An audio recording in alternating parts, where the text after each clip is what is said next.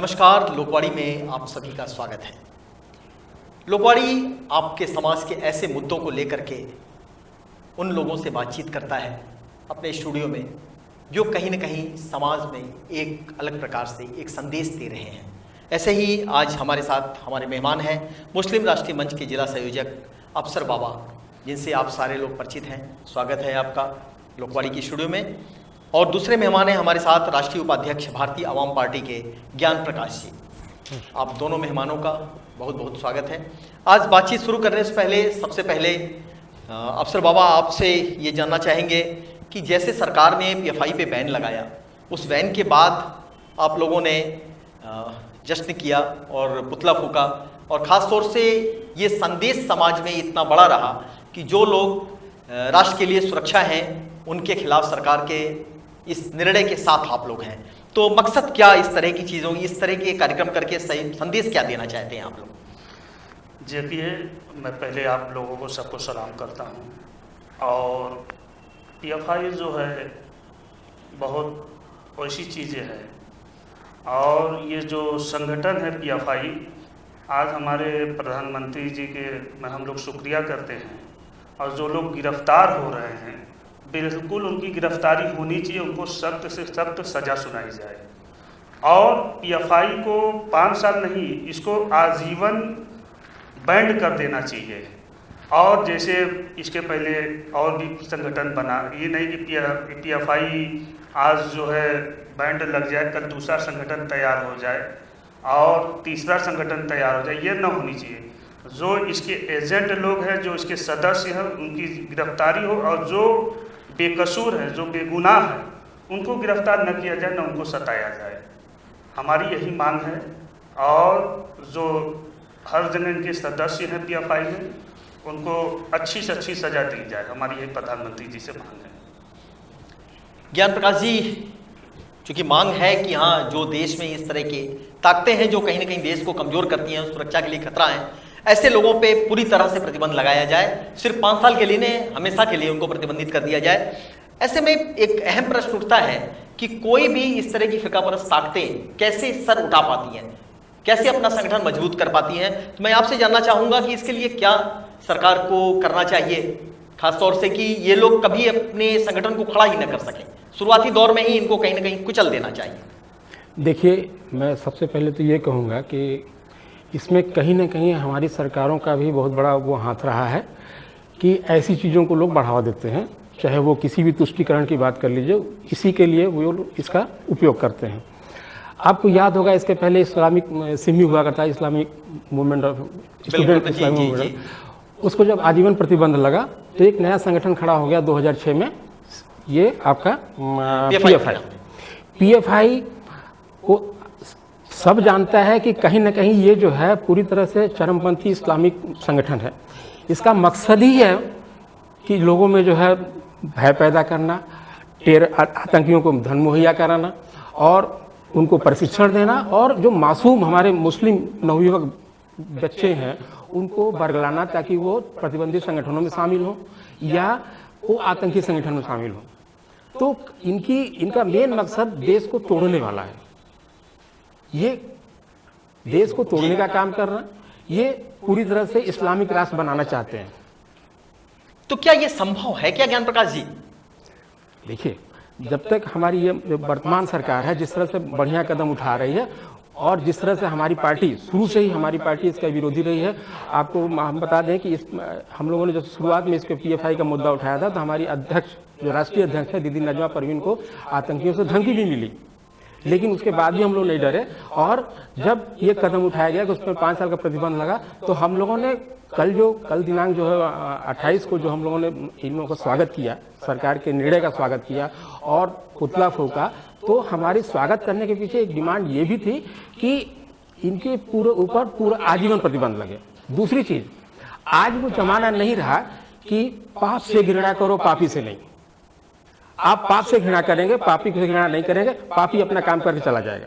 तो अभी जरूरत है, हमारी सरकार से मांग ये है कि वो पापी से भी उतनी घृणा करे और पापी को कठोर से कठोर सजा जो हो सकती है वो दिया जाए। ताकि कोई भी इस तरह से हमारे देश में हमारी एकता, अखंडता और भाईचारे को चोट पहुंचाने की कोई भी इस तरह का मानसिकता वाला संगठन हो, लोग हो, वो ऐसी कोशिश ना करें। आपने कहा कि इस तरह की आवाज़ उठाने के बाद जो है तो आतंकवादियों से धमकियां भी मिली नगमा परवीन को, और उसके साथ में अफसर बाबा बैठे हुए हैं, आपके ऊपर खुद हमले हुए जी और बिल्कुल हुए। तो रीज़न सिर्फ ये रहा है कि राष्ट्र हित की बात करने पे इस तरह की चीज़ें जो है तो उनकी संख्या तो कम है, लेकिन उनके पास फंडिंग आ कहाँ से रही, कहाँ से ये सारी चीज़ें हो रही हैं? अरे भाई, ये जो मैं पहले तो ये बता देना चाहूँगा कि ये हमारा देश जो है गंगा जमुनी की तहजीब का मिसाल बना है और हिंदू मुसलमान भाइयों का एकता का भी मिसाल है, और ना हम कभी टूटेंगे न कभी दुश्मनों से डरेंगे। दहशतगर्द जितना दहशत फैलाएंगे हमको उनका खौफ नहीं है, और कुछ चंद लोग जो देश में दहशत बनाने का माहौल बना रहे हैं, ये पैसा जो विदेशों से आता है और इसका हिंदुस्तान में जो प्रयोग होगा वो बहुत घातक होगा। वो एक जिहाद का रूप ले सकता है जो आतंकवाद के करीब जा सकता है। तो हम इसका विरोध करते हैं, हम ही नहीं विरोध कर रहे हैं, हमारे जो मुसलमान भाई हैं, जो सच्चे हैं, जो सूफिज़ियम को मानने वाले हैं, जो अहले सुन्नत के जमात के लोग हैं, और सभी लोगों का ये कहना है कि गलत है तो उसको सज़ा मिलनी चाहिए, और जो सच है, बेकसूर है, उसके साथ न्याय मिलना चाहिए, वो उसको फंसाया नहीं जाना, उसको फंसाया नहीं जाना चाहिए।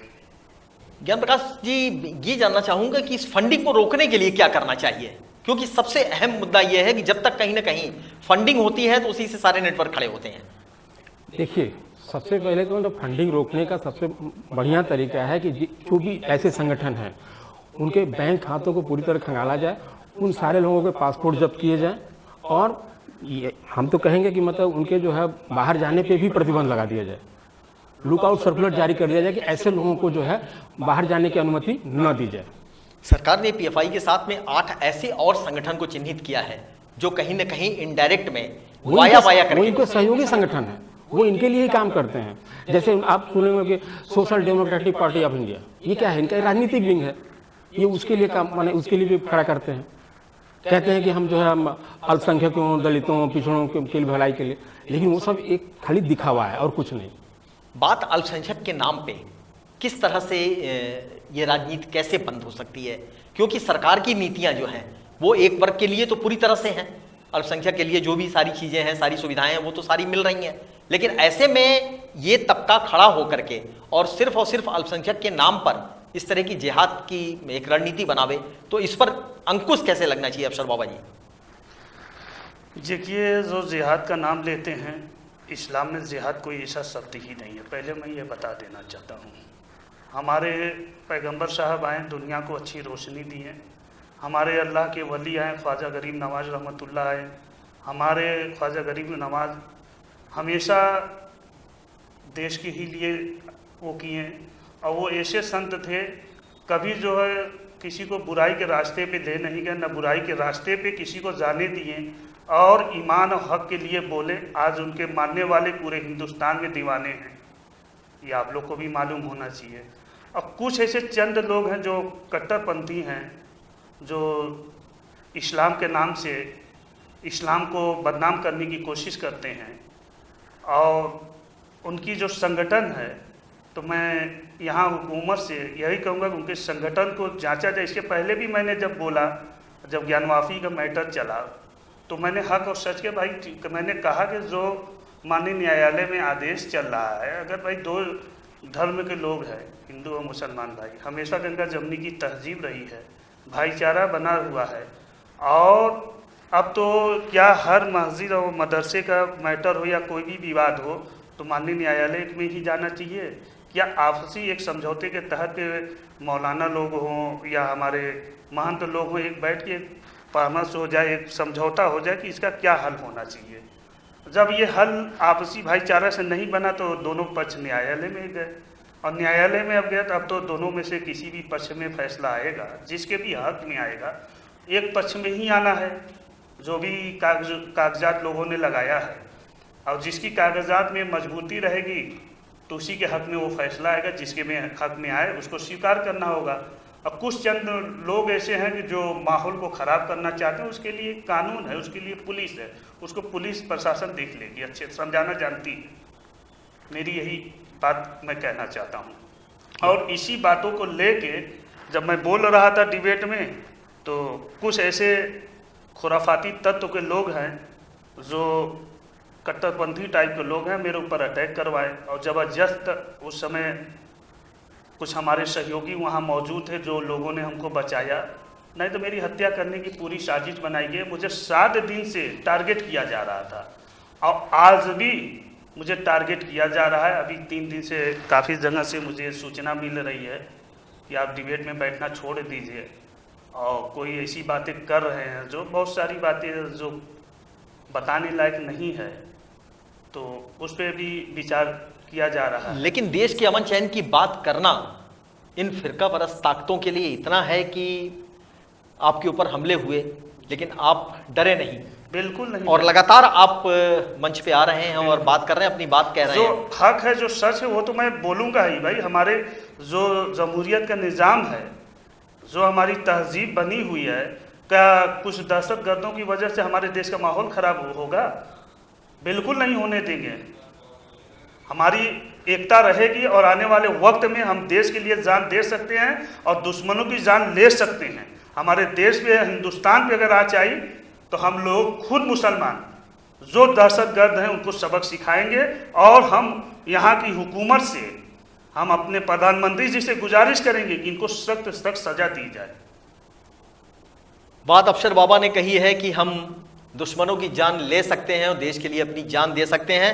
एक बड़ा अहम सा प्रश्न इस समय चल रहा है आपसे ज्ञान प्रकाश जी, की मदरसों का एक सर्वे कराया जा रहा है, जिसको जांच के नाम पे तमाम तरह की गलत बयानबाजियां हो रही हैं, जिसमें यह हो रहा है कि सरकार मदरसों को बंद करने की साजिश कर रही है।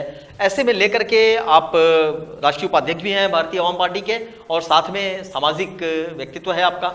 ऐसे में शिक्षा के लिए, अच्छी शिक्षा के लिए इस तरह की चीजें सरकार से की जा रही है, तो वो गलत है या सही? एकदम सही है। जांच सर्वे होनी चाहिए, जांच होनी चाहिए और अच्छी तरह होनी चाहिए। आप देख लीजिए कि आज़ादी के समय या आज़ादी के पहले परसेंटेज, आप मुसलमान नौकरी में परसेंटेज कितना था मुसलमानों का? 50% से ऊपर था। और आज की तिथि में इतने सारे मदरसे होने के बावजूद कितने परसेंट बच गए हैं मुसलमान नौकरी में? 7 या 8%।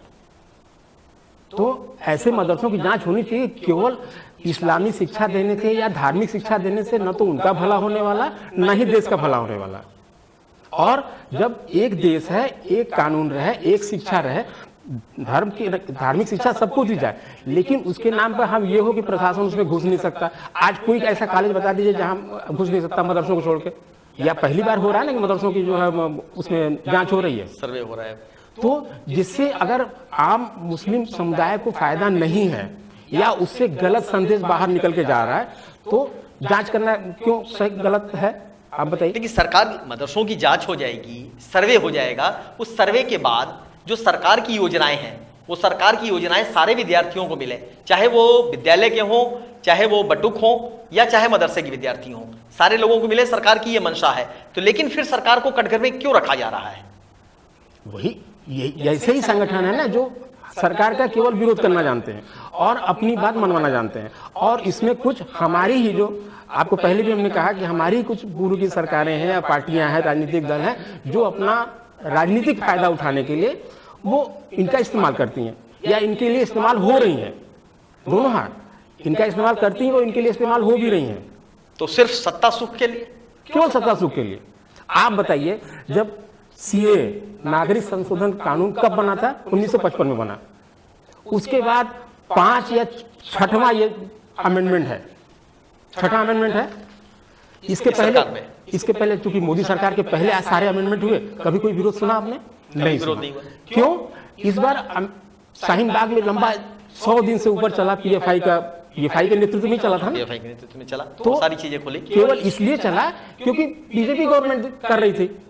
बीजेपी किसी को, माने खासकर जो है ये कट्टरपंथी सोच के लोग, ये लोग बीजेपी को एकदम पसंद नहीं करते। इनको राष्ट्र से कोई मतलब नहीं है। उसके पहले 4 या 5 अमेंडमेंट हुए, इससे कोई मतलब नहीं।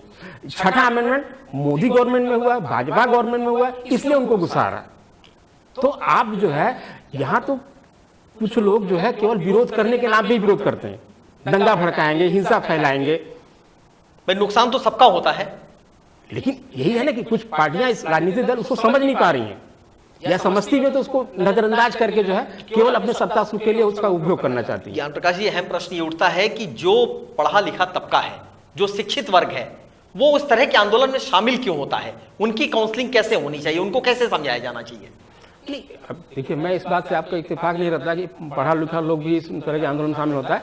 लेकिन शाहीन बाग में आप देखिए, एक से एक जो है तो डॉक्टर प्रोफेसर शामिल हुए उसमें। आम अभी आपको बता दें कि जैसे शाहीन बाग के आंदोलन में शामिल इसलिए हुए लोग कि लोगों को बरगलाया गया कि आपकी नागरिकता छीन जाएगी। कोई सीए को पढ़ नहीं रहा है। सीए में पूरा क्लियर था कि 3 देशों, भारत, पाकिस्तान, अफगानिस्तान, बांग्लादेश, कि वो लोग जो बहुत दिनों से भारत में शरण लिए हुए हैं, उनको नागरिकता देने की बात चल रही। जब वो ऐसे रह ही रहे हैं तो उनको नागरिकता दे दो। तो यहाँ तो लोग बिना पढ़े, उसके बिना जाने, हम डॉक्टर हैं, हम अपने पेशे के बारे में अच्छी तरह जानते हैं, लेकिन सीए के बारे में नहीं पता। लेकिन अगर किसी ने कह दिया कि अरे भाई ये तो ऐसा हो सकता है कि आपकी नागरिकता छीन सकती है, अब हम भी कूद पड़े उसी में। तो ना जानना ये भी एक बहुत बड़ी माने समस्या हमारे देश की। बिना पढ़े बिना जाने जो है हम पूरा जो है सरकार चला लेते हैं, पूरी समस्या का हल निकाल लेते हैं। कहीं ना कहीं उन लोगों के बीच में समझ की अभाव है। ज्ञान, एक बड़ा अहम सा इधर मुद्दा चल रहा था, जैसे काफ़ी दिनों आपने देखा होगा, उदयपुर की घटना थी, राजस्थान उदयपुर वाली घटना, कन्हैया वाली। फिर उसके बाद अभी परसों मुंबई की एक घटना हुई है, जो रूपाली प्रेम विवाह किया था उसने जो है तो उसकी हत्या कर दी गई। तो इस तरह की जो घटनाएं हो रही हैं, वो घटनाएं कितना घातक हो रही हैं, लोगों को ये लग रहा है कि वो तुरंत एकदम दो संप्रदायों के बीच में खड़ा कर दे रहे हैं एक दीवार, कि इस तरह की चीजें हो रही हैं। तो अफसर बाबा, इसको कैसे कंट्रोल किया जाना चाहिए? देखिए, अभी जो उदयपुर में घटना हुआ उसका हम लोगों ने निंदा किया। उस पर भी हमने बोला था कि सर तन से जुदा, ये कोई इस्लाम का नारा नहीं है, ये भी मैं आपको बता देना चाहूँगा। और अभी इसके पहले भी मैं बोला हूँ कि जो कट्टरपंथी टाइप के लोग हैं, जिनकी मानसिकता एकदम शैतानियत से भरी है, उसको हम अब क्या कहेंगे। और वो इस्लाम को बदनाम करने की कोशिश करते हैं। क्या उनके इस्लाम करने से क्या हमारा इस्लाम बदनाम हो जाए या मुसलमान बदनाम होंगे चंद शैतानों की वजह से? और मैंने ये भी कहा कि अगर ये जो नारा लगाते हैं सर तन से जुदा, तो उनको पर इतनी बड़ी जस्ट कार्रवाई होनी चाहिए कि दूसरे लोग भी ये नारा न लगा सके, न ऐसा वाहियात ऐसी हरकत न कर सके। और जब जयपुर में ये कांड हुआ था उस टेलर के साथ, हम लोगों ने मोमबत्ती जला के शोक मनाया था और बहुत निंदा किया।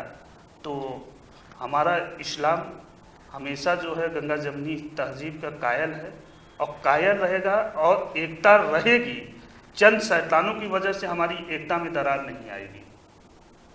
और जो बॉम्बे में रूपाली के साथ जो उसने किया, वो भी शैतान और दहशतगर्द में ही आना, ऐसी तो करना नहीं चाहिए। अगर उसने ये किया है तो मैं यहाँ की हुकूमत से, यहाँ की सरकार से मांग करूँगा कि जो इस तरीके की घटना का अंजाम देते हैं, उनको कानून, उन्हीं के ही कानून को खड़ा करके उन्हें पत्थर से मार के उनको ख़त्म किया जाए, उनको ये सज़ा देनी चाहिए। ज्ञान प्रकाश जी, आप भी पक्षधर हैं इस तरह के कृत्य करने वालों को, जो अमन चैन देश का बिगाड़ने की कोशिश कर रहे हैं, उनके लिए साथ किस तरह की सजा मुकर्रर होनी चाहिए? उनके ऊपर सख्त से सख्त कार्रवाई होनी चाहिए। और हमारी जो माने अदालतों में इतनी जो केस लंबित रहते हैं, उसकी थोड़ी सी प्रक्रिया ऊपर करके थोड़ा सा ऐसी व्यवस्था हो ताकि ऐसे मामलों का निपटारा जल्दी हो, ताकि विक्टिम को ये लगे कि चलो कुछ तो हमको न्याय मिला। जल्दी निस्तारण होगा तो मैसेजिंग भी होगी सोसाइटी के लिए, जो तो एक मैसेज भी जाएगा लोगों में। अब पता चला कि हमने जवानी में कोई अपराध किया और बुढ़ापे में सजा मिल रही है, ऐसी सजा से कोई फायदा है क्या? उसको नसीहत मिल पाएगी? या उस तरह करने वाले लोगों को कोई नसीहत हम दे पाएंगे? नहीं दे पाएंगे। तो उसमें त्वरित निस्तारण भी जरूरी है ऐसे मामलों का। आज हम लोगों ने चर्चा की देश के बड़े मुद्दे पर, और मुद्दा ये रहा कि आखिर में अमन चैन बिगाड़ने वाले लोग कौन हैं। चाहे वो बैन किए गए पीएफआई के मेंबर रहे हों, चाहे उससे जुड़े 8-10 और संगठन रहे हों जिसको सरकार ने प्रतिबंधित किया है, वो सारे के सारे कहीं ना कहीं समाज के लिए घातक है। हमारे दोनों मेहमानों अफसर बाबा और ज्ञान प्रकाश जी ने खुल करके कहा कि हाँ, कानून को सख्त से सख्त सजा दे। अभी मुंबई की घटना, रूपाली की बुर्का न पहनने पे उसकी हत्या, और उदयपुर राजस्थान की घटना कन्हैया की, इन सारे घटनाओं की निंदा कर रहे हैं हमारे मेहमान जो हमारे साथ स्टूडियो में हैं। और कोशिश यही रहेगी कि देश के अमन चैन को बरकरार रखने के लिए जो मुहिम चल रही है काशी से, वाराणसी से, प्रधानमंत्री के संसदीय क्षेत्र से, वो पूरे देश में ऐसे ही फैले। और आप सारे लोगों का बहुत बहुत शुक्रिया हमारे स्टूडियो में आने के लिए। एक नए मुद्दे के साथ फिर अगले एपिसोड में आपसे मुलाकात होगी। तब तक के लिए नमस्कार।